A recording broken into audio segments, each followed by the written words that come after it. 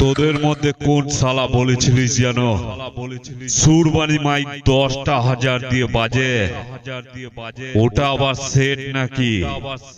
এটাই বলেছিলিস তো?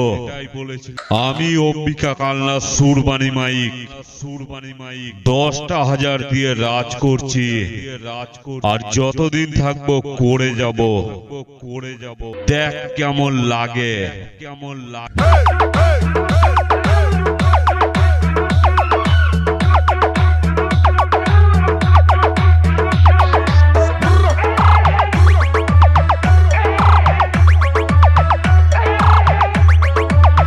সুরবানি মাইক।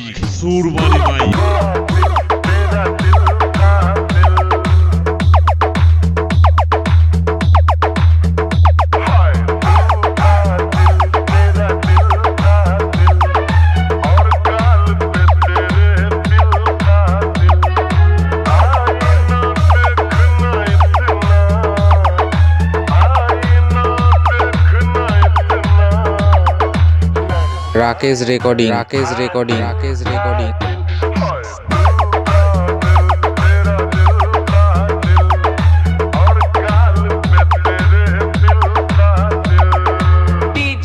डेग मास्टर পূর্ব বর্ধমান।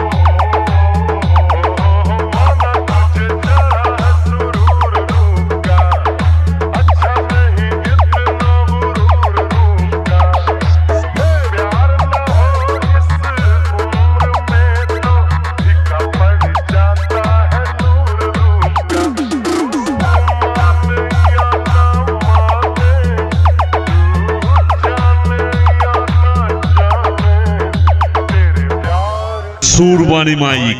সুরবানি মাইক।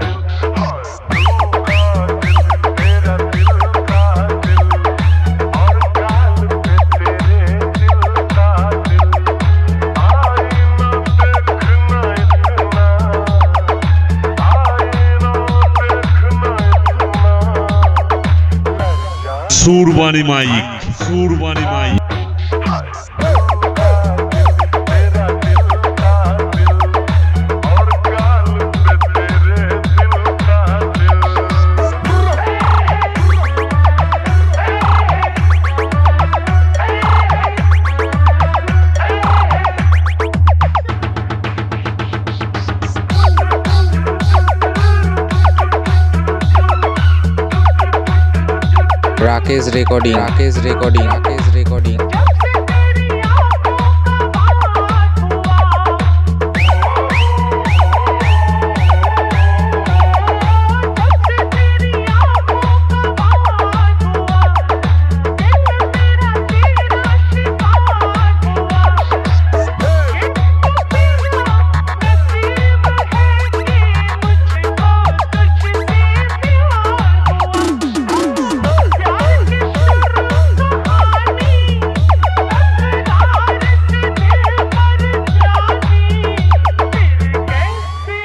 সুরবানি মাইক।